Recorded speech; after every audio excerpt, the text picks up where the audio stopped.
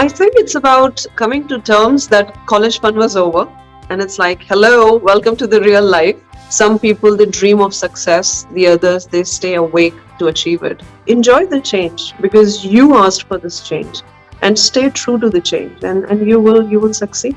Every voice heard is every life changed. And I think that matters a lot. Success is not an end in itself. I think success is a journey. A leader is somebody who knows the way, who goes the way, and who shows the way. If you're not winning, means there's something to learn. So learn and grow and learn and grow, and you will win one day.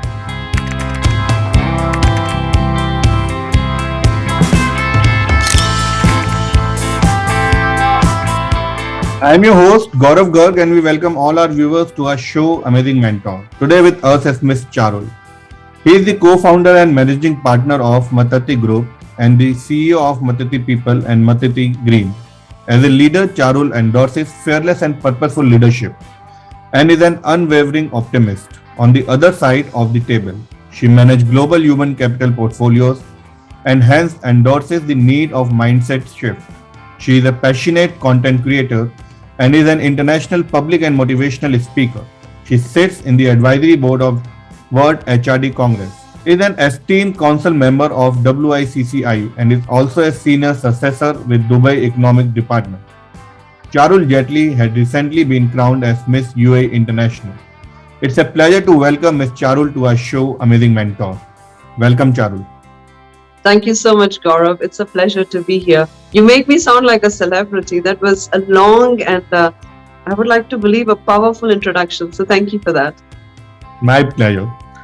So tell us about your childhood and any particular childhood memory that strikes your mind when we use the word childhood.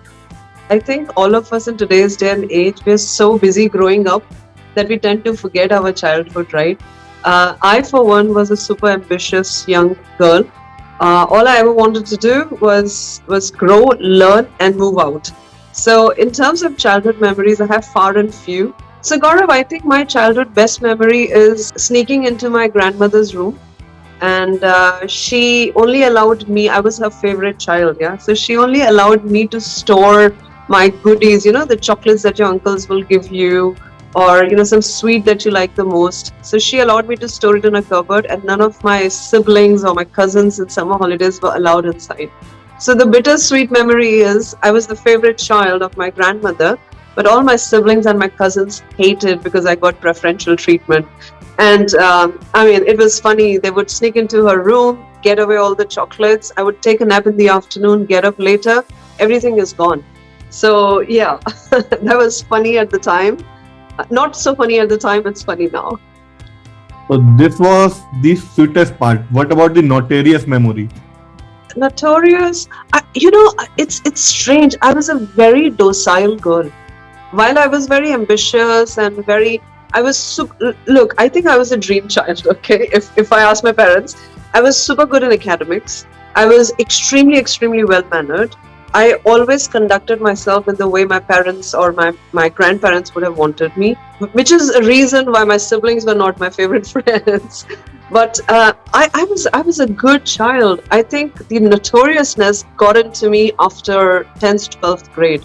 Till then, I was very docile. So what about your educational background, schooling and higher education? I was born in a not so small or not so big city in the upper part of our country in Uttar Pradesh, in the north of India, in a city called Kanpur. That's my birth city. So I did my initial schooling there. I am an ICSE pass out, which is Delhi board. Immediately after my schooling, I joined Institute of Hotel Management, IHM Mumbai. That's where my transition into the cosmopolitan life happened. Post which my career took off, and then after a few years of work, I then decided to do my MBA. I did it from the UK, from University of Wales in the Cardiff, and currently I'm pursuing my PhD in competitive intelligence. Best of luck for your PhD. So what about your dream profession? When I grow up, I want to be like this, or I want to choose that particular profession. So when I was a little girl, I think, you and I and people who have, had 10, 12, 15 years of career would appreciate my emotion here. When I was a little girl, up until I think 6th, 7th grade, I wanted to become a doctor. So, in summer holidays when cousins would come and when you role play and you play together as kids, I was always the doctor. But I think then I realized, because I saw an aunt of mine studying to become a doctor, and I was like, that looks very hard. I don't want to do that. It's too much of studies. So then I said, no, I want to become an engineer, because at that time, these were the options, let's face it, right? So much so that I prepared and I appeared for IIT, and thank God I did not clear it, because I don't think there was an IITian hiding in me. I was just being pushed to do it. So yeah, I think that dream job kept evolving, and fast forward to my life today, I think I'm still learning and growing. So I still feel I have to explore the best part of my career or my life. So what about so as you told that after 10th, I was little bit notorious. So what about your college memories? I have some very fond college memories, sitting outside of college. So our college was on Veer Savarkar Marg in Mumbai. And just across the college, you cross the main road and was the beach. So I have my love for food, my love for vada pav got awakened during that time. And I remember after 5:30 when the college would get over, all of us, it's like a mass migration that would happen of the students from the college across the road to the beach, and we would have our cutting chai and vada pav, or the sugarcane juice and vada pav. It was a beautiful life. But on the hindsight, I think I rediscovered myself in college in terms of how confident I was, how agile I was, how much I was willing to learn, how hungry I was to explore life. So there were many aspects of my own self-exploration that happened, which I'm very thankful for. So who was your role model in your early childhood? I like how you ended the question, in your early childhood, because I think, role models, not that I think I know it for a fact, for each one of us through different stages of life, we need to look up to somebody else, right? But talking about childhood, Gaurav, my role model, I think, were the women in my life, in my family. My grandmother, who I really looked up to, she was a super confident, tall, incredible woman. My mother, who is a warrior, who has fought every battle and aced it too. Yeah. And then, all the very selective friends, my girlfriends, who I surround myself with, they have been immense source of, courage and inspiration to me. So I think, as a child, women in my life, in my family, were the key inspiration and people who I looked up to. So where did you start your career journey from? So I graduated from IHM Mumbai, and you have campus placements. So I would say I was a very lucky girl. So in campus placements, Gaurav, I closed the season with 6 offer letters in my hand. I had offers from top hotels in India, top airlines. At that time, call center, concept was coming up big time. Like GE was setting up call centers. So I had lots to choose from. I decided to continue with the field that I was studying in, which was in hotel and hospitality. My first job, therefore, was with the Oberoi Group. So what were your initial days challenges when you joined Oberoi Group? I think it's about coming to terms that college fun was over. And it's like, hello, welcome to the real life. It was time to apply all that you'd learned. So learning, and I don't want to get into a discussion about our academic system and, how the knowledge is conveyed. But there is a very contrasting distinction between what you learn and how life is. And that's where your mastery of applying your knowledge comes into play. So I think that's where it got very interesting. It's like, but I learned it that way. And it's like, no, girl, you cannot work like that. You have to apply it using your little, gray matter here. You can't just apply it by the book. So I think I had a lot of knowledge with little experience, and starting to gather that experience and succeeding at it proved to be a bit challenging, which I think should be the case with everybody starting their career. So how did you cope up with those challenges? You see, I can be a bull. When I say a bull, stubborn in a very positive way. When I want to learn something, not because I have to prove something to someone, but it's about becoming better at it, making your own life better, then I make it a point to give it my all, right? And you're reminding me of a quote that I often live by is, some people, they dream of success, the others, they stay awake to achieve it. So I was the latter one. I was the second category, right? I just didn't want to sit and scratch my head and dream about things. I really wanted to work towards them and make them happen. So, who was your mentor when you started your professional journey? I think there are a few, Gaurav, because my career grew so rapidly. I was moving sectors, I was moving divisions, I was moving continents, and that required for me to kind of look out to and reach out to people who were, let's say, relevant to that part of my life. Because if I say my mother is my lifelong mentor, right, for example, but I would not call her up when I needed advice fixing an issue at work, right? Maybe I could have, but that's not the choice I made at the time, right?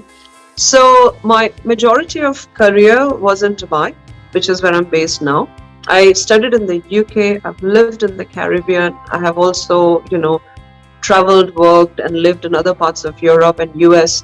So I think my let's say the linchpin as a mentor kept moving. I'm finding it difficult right now to give you one name, but some people who I would always lean on, let's say my brother, he was like a good conduit of advice. He would always be there, not necessarily work related advice, but you generally could download on him.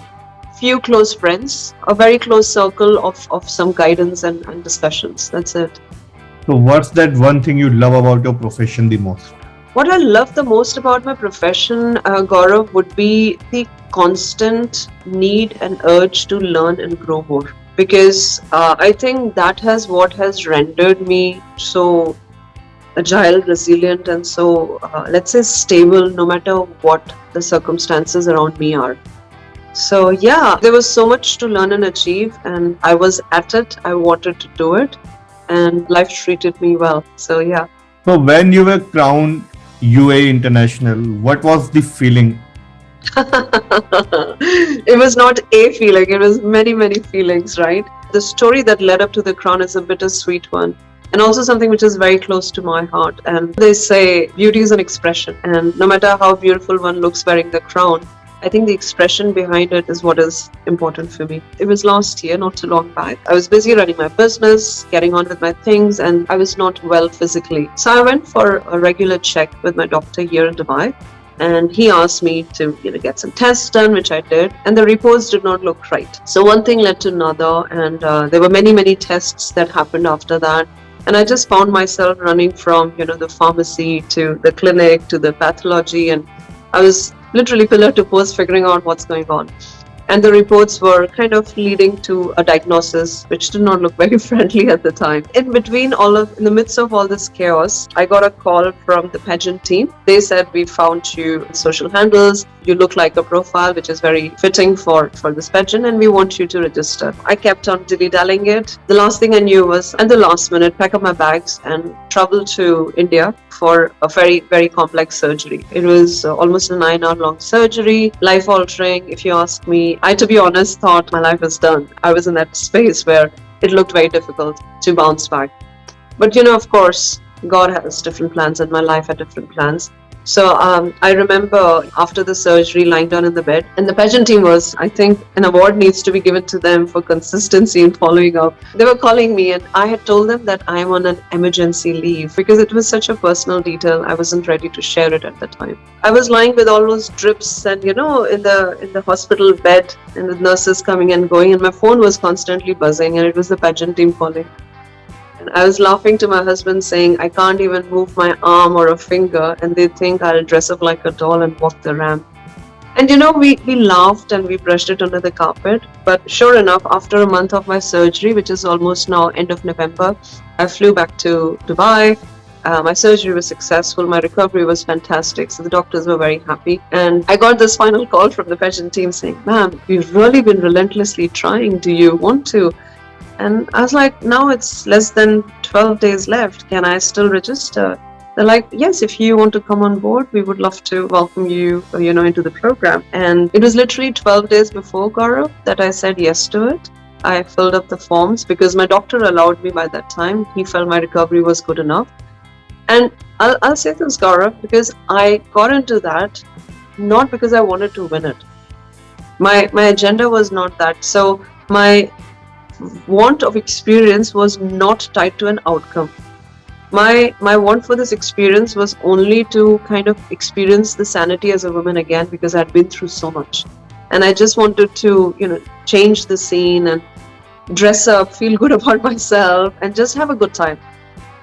And there is an underlying learning for me and for anybody who's listening to this is, when we get into such an experience, not attaching ourselves to the outcome. It can be a beautiful journey, because I had a ball of a time for those 2.5 days, and you have all the chances that you will emerge as a winner, which I did, right? So no photo shoots, no rehearsals, no dress rehearsals. I was like that wild card, right? And I brought the crown home. So I'm super, super thrilled about this. And let me also say this. I know it's a very long answer, but it's important, because I procrastinated. I kind of talked my own selves out of this, that no, a lot of people go through a lot of challenges. No, I mean, a lot of people have perhaps more dramatic experiences than mine. But I was like, no, I can keep procrastinating it, or I can choose to share it, because I think there are people who want to hear my story. And one should have the courage to speak up, because every voice heard is every life changed. And I think that matters a lot. How high was your confidence level before and post you were crowned UAE International? Look, I've always been a very confident person, right? Not overconfident, but very positively confident about myself. Believe you me, if you ask my parents and siblings as a child, I was the complete opposite. So I earned it. But given my 1 year of experience with my physical pains and the surgery and all of that, I was a bit shaken. I was a bit tattered. So I think the crowning happened at the time when validation is a very strong word. So I'm choosing the right word. I think when I needed to rediscover myself, when I needed to reconnect with myself, that crown helped me do that. And it nipped it in the bud. It happened within months of me getting through my surgery, and then this happened. So I'm very thankful that the life did not give me that time to sit and sulk or feel like a victim or do any of those things. I did not have any time. It was like, okay, bam, you've won. Now you have to do this. Now press release. Now radio interview. Now this. Now magazine. And now another show, and bam, bam, bam. And then I won a few awards along the way. So yeah, very, very thankful. Very thankful. So what was your first award, and what was the experience when you received your first award? First award was like a little girl. It was, I think it was a music competition. So I was part of a group. It was not a solo. It's so funny, Gaurav, you asked this, because as I was in the school, I was always the top 3 rankers, always in the class. However, when the final results, so through the semesters, I'm top 3. As soon as the final results come, I'm the 4th ranker. So when they invite kids on stage to receive the gift or the trophy, I was never invited on stage.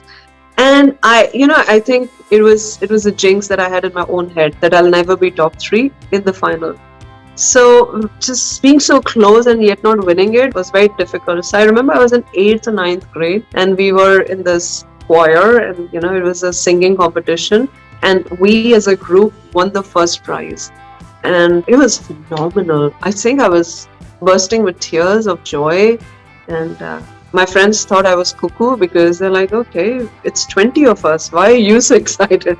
I was like, you have no idea how long I've waited for this. So it was exceptional. And look, now that you ask it, it's so fresh in my head. So thank you. So how would you define success? I think success is not an end in itself. I think success is a journey. I think success is that flight of steps that you take in your journey of life till you reach your end post. So you got to keep climbing. You got to recalibrate yourself, and not get stuck in the present moment saying, oh, I have achieved this, and now this is success, and there is nothing more. Having said that, enjoy what you achieve. So nobody is saying give your life, because sometimes they say, if you focus too much on making a life, then when will you actually make a life? It's good to continue to aim for succeeding at things, but just know that it's an ongoing journey, and don't get satisfied with where you are half the way and think you've seen and done enough, because there's so much more to explore and learn. So if you were able to get hold of time machine, which phase of your life would you like to visit? A bit of a tricky answer to that. I think each phase in our life has a certain relevance and purpose. And I think going through those phases in my life, I have fulfilled my purpose of experiencing whatever came my way. And now is my time to be where I am today. Yeah, I think I would choose to stay where I am and would want to understand what lies ahead rather than go and dig up my past. So, very, very forward thinking, and I'd like to keep it that way. So what does leadership means to you? I always tell people who I work with, leadership is all about the leader. And then it becomes very subjective because a leader defines what leadership means in this context. So according to me, if you ask me, a leader is somebody who knows the way, who goes the way, and who shows the way. So you got to know what you're doing. You got to do what you say that you're so good at. But what is most important is you got to show the way to others as well. Because leadership is all about influence. It's not about authority. So how has been your journey from F&B Oberoi Flights and Airport Services to co-founder and managing partner Mtiti Group? Wow. That's like 18 years of my life wrapped in one question. Where should I start and finish that, Gaurav? It's been nothing short of a miracle, if you ask me. Yeah. If I choose to look at it that way, it has been miraculous how things have happened. It's also a clear sign that, according to me, one must just flow with life. Like, it's important to be structured, but do not compartmentalize your life, your career, your decisions in such a way that you start to restrict yourself from your own growth. And if you allow yourselves to just flow freely with what life has to offer, you will be surprised with your own self how beautifully your career and your life blossoms, right? So if you ask me, I started my career in hotels, right? I moved from hospitality to aviation, to then retail, to technology, to e-commerce, to consulting firms, strategy consulting, which was with Palladium, to now running my own business. From India to UAE to UK to the Caribbean to Canada, back to UAE to US to I don't know where not. So, from sectors to locations, and then talk about teams and the complexities in the cultures, because when you're out of India, and I think even in India, there are companies and brands who have very strong cultures in the way they work. And, when you start to explore internationally, you realize it's a pantomime. Like there's so many different values and cultures and things that you never thought were so important for people. And it's about, matter of life and death for them. It's been a total curveball. But the beauty is I was always ready to catch that ball. I was always there. And how I was ready to catch that curveball is by preparing myself educationally, engaging with influencers in the circle, in the industry. It's about staying ahead of the curve. And then what life presents to you, it should not surprise you so much. Of course, there is an experience to be had and there is a learning to complete, and which we all do in our own way. But yeah, where I am right now, Gaurav, I call myself I'm fearless and I'm unstoppable. So yeah, I'm ready to go with the life, and I think one should just embrace where life takes them. So where did you get this idea of founding Mātiti Group? The whole credit of Mtiti is not mine. It's me and my partner, my husband, Vikrant. So me and Vikrant, we co-founded Mtiti Group in 2016. 2016 was a very special time in our life as a couple and as a family. I was at the helm of my career as the global head of human capital for a strategy consulting house. I was managing their over 35-40 country offices, a team strength of around 12,000 employees. I was in a place where there was nothing more in that part of my growth in an organization. And my partner had moved and relocated to Dubai, and we always had a plan to start something of our own. So when we set up Mtiti Group, our vision was to leverage our own strengths and backgrounds. When you talk about servicing a client, when you set up, for example, Gaurav, you are conducting or hosting this podcast. You are the subject matter expert in this, right? You love what you're doing. If I want to come and help you, I should come and tell you things which enable you to do your work better and empower you to be more capable of doing what you do. So that is our ethos, that we wanted to go to the clients and enable them and empower them with whatever they do. because you are the best at what you do and you know it. So with that thought in mind, we set up Mātiti Group. At the start, we were a very small boutique consulting house, and we had two verticals, which is Mtiti People, dedicated for people services, Mtiti Tech, which is dedicated for technology. And now we are 6 verticals strong, and we have touched upon many more clients around the world. So I think the credit for setting up the business is partially mine and partially my husband's, my partner's. And if I may just quickly say, the word Mtiti, we spent a lot of time researching the name because we wanted for it to kind of exemplify our vision with the brand. And it comes from Vedas, the word Mtiti. And it means being in multiple states at the same time. Like you're here, but you're also there. You're there, but you're also over there. So you can be in multiple states at the same time. And that's what we wanted to do. So if you are an organization, you come to us. We help you with your people work, with your technology work, with sustainability, with everything else. Mtiti Group, like I said, we started with people and technology, right? So Mtiti Group is our holding company. Mtiti People is our people arm, and under that we do talent attraction, talent management, leadership coaching and development. I personally love doing a lot of bespoke work in mental health space. So especially post COVID, a lot of our clients utilized our services where we helped change the mindset of employees as they were coming back to work. We do a lot of something called fusion training. Fusion training is a combination. So training and learning, a lot of people do. Our approach, fusion training, it talks about not just experiencing the learning, but absorption and narration of that learning as well in the future. We do a lot of bespoke work in diversity and inclusion because that's very important. So companies going through mergers, acquisitions, reorganizations, those complex changes, we help them steer through that through people aspect. Our technology arm is focused on blockchain and AI work. So we develop platforms for clients. We also have some standard toolkit that we offer to our customers depending on their needs. Our third arm is called Mtiti Green, which is our sustainability arm. And through this arm, we are planting millions of trees around the world. It's an AI and blockchain based platform. And through that platform, you can travel to the location of your tree. Through the chatbot, you can chat with the tree. You can see the impact you're making on the UN SDGs. You can see how much of CO2 you're sequestering and do a lot of cool things.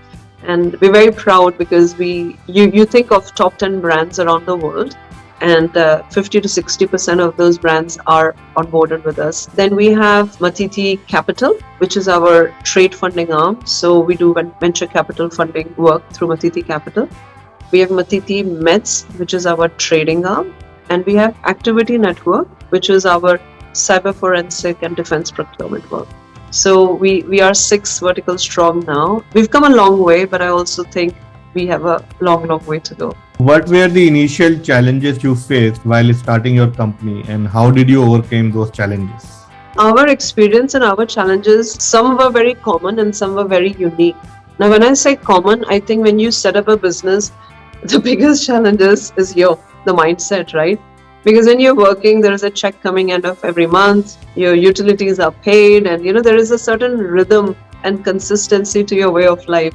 But when you get out of that rhythm of your life and you start to dance to a new beat, and then your legs start to cramp, I'm using this analogy, your legs start to cramp and your shoulder starts to hurt, and you're like, oh, I thought this dance is going to be so much fun, but it's starting to, pain me and hurt me. We are 2 educated, smart, experienced people.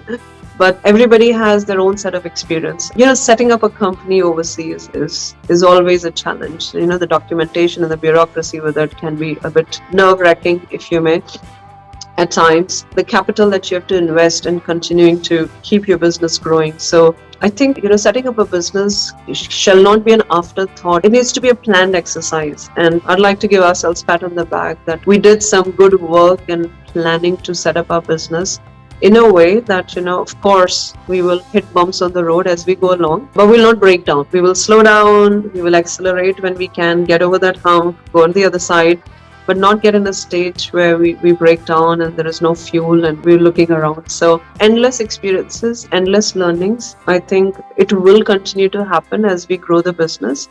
Because also, Gaurav, we are very notorious that way. So if we excel in something, it's like, okay, now new geography.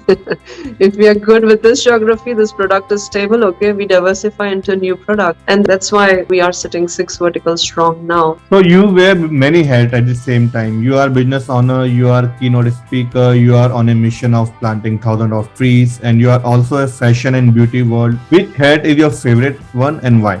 No favorites. I love all of them. and I think that's what makes me the Charul that I am. I'll tell you a funny incident, right? And here in UAE, in Dubai, I got crowned and, I was on the front page of Gulf News, I was on radio channels, and I was everywhere.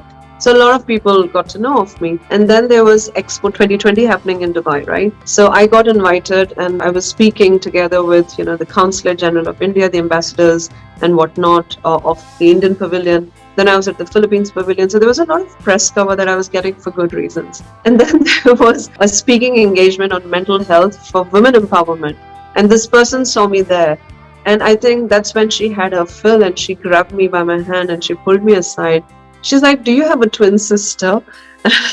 No, as far as I know, my parents created only one me. I think that flavor of being able to wear those multiple hats, not because I want to be a one-man show for everything. I think it came to me, it happened to me. I graciously accepted it. I worked towards acing it. And now I am enjoying this versatile portfolio that I'm able to cater to. Because really, right now I'm doing a podcast. Day before yesterday, I was talking at a crypto blockchain event. I'm sure you've seen that. 2 days before that, I was a jury in a beauty pageant show, and there are many pictures of that on the social media. And I think I enjoy that variety, that flavor. So, and the idea is to add value, not just for the sake of having fun. So, yeah. So how would you define the term entrepreneur? For me, an entrepreneur is somebody who is willing to get up and experience life afresh every day. Because you could be somebody who is employed, you could be somebody who has a job, but you choose to look at your job from a fresh perspective every day. You wish to look at every challenge that comes your way with a fresh set of perspective every day. And then you're an entrepreneur because you're looking at things from a new angle, from wanting to solve a problem. And what do entrepreneurs do? They find a problem and they come up with a unicorn idea to solve it. So which country did you like the most to work with? India, Netherlands, Canada or UAE, and why? If you ask me, the Indian in me loves my own country. I think I'm in love with India. In a heartbeat, I want to fly to India. Diwali, Dussehra, Holi, you name it. I'm always hopping on a plane going to family. I think the color, the vibrance, the culture that we have matches no other country. However, I have to also give a lot of credit to the country, the city I'm in right now. I've been here for in and out almost 19 years. In Dubai. I've lived here as a single young girl to a married woman now, to a business owner now, and I never felt as safe as I do here, being out on my own and just figuring out life on my own. Canada, if you ask me, has a part of my heart, a piece of my heart, because the Canadian people, believe me, I think they don't belong to this planet. They're from a different planet. They're the nicest people. They will help you with no expectation, which I think is rare. So if you ask me, I think I have bits from every part of the world where I've traveled to. I can't wait to explore more. So no favorites, but yeah, there is a part of a culture or an element of the society that touched or struck a chord with me always. So what you miss about India the most? Family, my parents, my siblings, yeah. Amazing food. I think I would not be this size if I continue to live in India. Let's talk about sweets, yeah? So my middle name is Chaturvedi. Chaturvedis are the people from up north in India who have a sweet tooth. If you go to the west, the Bengali sweet is to die for. North has its own delicacies and sweets. You go to south and there's a whole platter of sweets. So I think I miss that bit. And my mouth is watering as we speak. So sweets it is. So what were the major difference if we consider work culture among all the countries you have worked with? I think the difference in the work culture, if you really ask me, is diminishing as we speak. Because really the world is becoming such a small place. So when I first moved out of India, I think there was a very contrast in my experience from India to the Caribbean to UAE to UK, because there was still a majority of a population in these countries which had lived all their life in their own continent or in their own country and not traveled out so much. But nowadays, I think everybody is everywhere. That cross pollination of cultures, values, it happens so extensively. I give you an example. Literally, I could be anywhere on this planet, and it has literally happened with me. And I would be in a conversation, and you meet new people, they ask you where you're from, where was you born. And I always find one person from Kanpur. I don't know how that happens, but it could be a very, C-suite, very small circle of a very big corporate in Canada, meeting up for dinner, and I'll find somebody whose wife or a husband or whatever is from Kanpur. And I think we are a truly global planet right now, so it's been amazing.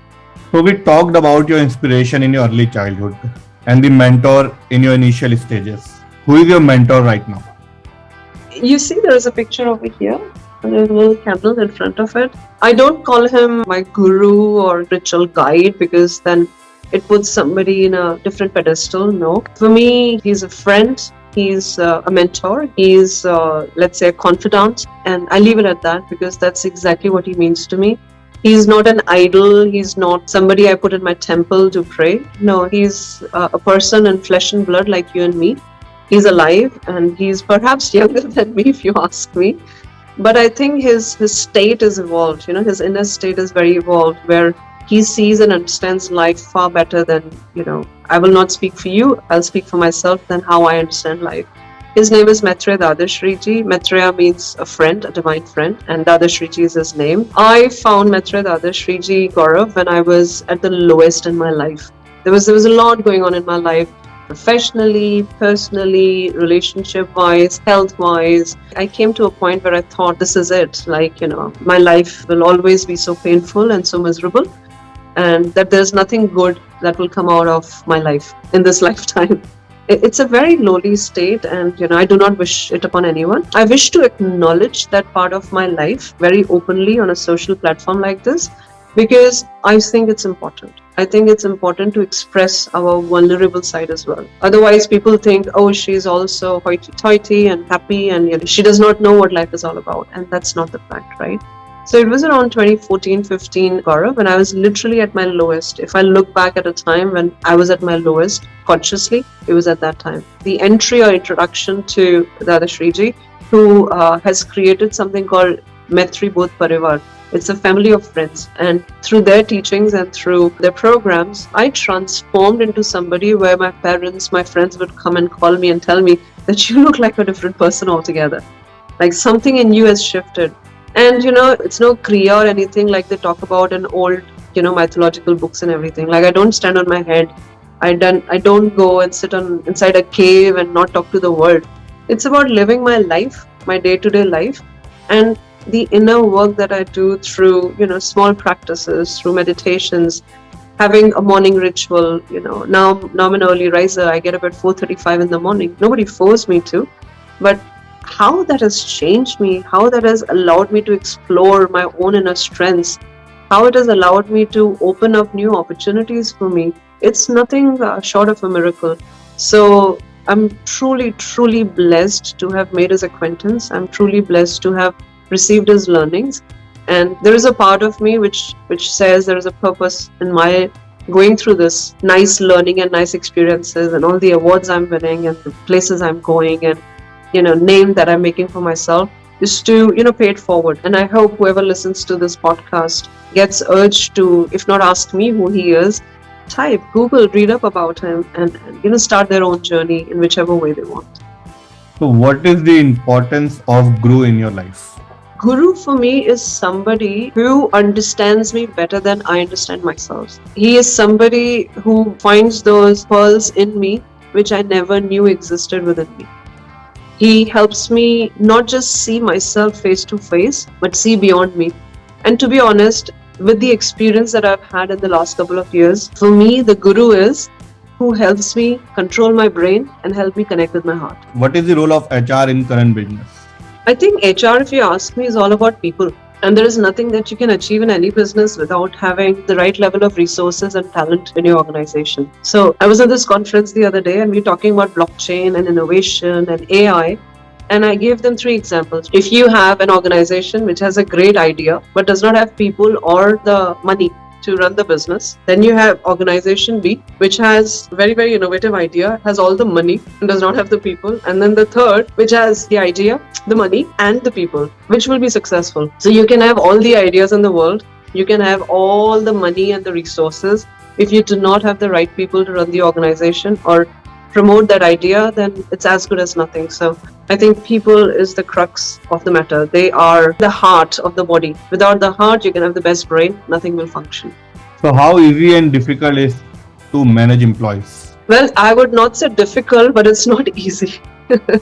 Easy, difficult and not easy are not the same things, right? So difficult is a negative word, but especially in today's day and age where everybody is working everywhere. So I'm sure in India also, when you go to an organization, you will not have just people from India. There'll be people from other parts of the world, people who speak different languages. You know, the whole LGBT thing is becoming so important, and it should be important, right? So I think there are so many dimensions of human behavior, nature, that need to be understood, that need to be explored, inculcated in the organization, because they all are amazing. The value they add to the organization is incredible. My advice to people in HR or people who work towards, recruiting or managing talent in organization is to have an open view on how the world evolves, is to be accepting of each person's background. And one bit of advice here is, people are more than the ink on the paper that you see. Let's not compartmentalize people and their capabilities based on how much they put in terms of those bullet points and sentences on their resume, because you'll be surprised what all the person can offer. So what advice would you like to give for young entrepreneurs who are just starting their journey? I read this somewhere and I think it's relevant and it helps us put things in perspective, right? So they say when you are on top, then you become a topic of discussion. When you become a head of something, then you are a headline somewhere. And if too many people are talking about you behind your back, that means you are ahead and they are behind of you. So have that mindset that as you grow, as you do something unique, as you think outside of the box, there will be people who will challenge you, talk about you, would want to not demotivate, but would want, because they care for you, or they want you to have a certain fixed and standard way of living because it's more secure. They would want to persuade you to not experiment. I think appreciate their emotions, their feelings, but stay true to your idea, because only then you would be able to steer clear of all of this. Otherwise, one call from this one and you drop the idea, one challenge and you start to question yourself. And if you start going back and forth, you'll be one step forward and 10 backwards, and you're not helping yourself. So enjoy the change because you asked for this change, and stay true to the change, and you will succeed. So what should be the initial steps to start your journey? So let's look at a few aspects of it. One is the idea. Research it, validate it, explore it, discuss it with the SMEs, present it to people who you trust, and be sure that this is in line with where you want to grow in your life. That is very, very important. Second is have some kind of a support system. You can say, oh, I'm a one-man show or a one-woman show, but believe me, it never works like that. There is things happening in the background which enable you to become who you are. So have a support system. Family, friends, or whoever it is that you want to call upon, you should have that. Third is a backup plan. As much as we all want all our ideas to be super successful and be the best, you're not preparing for failing. You are just having a backup plan, which means that there is a bouncing board.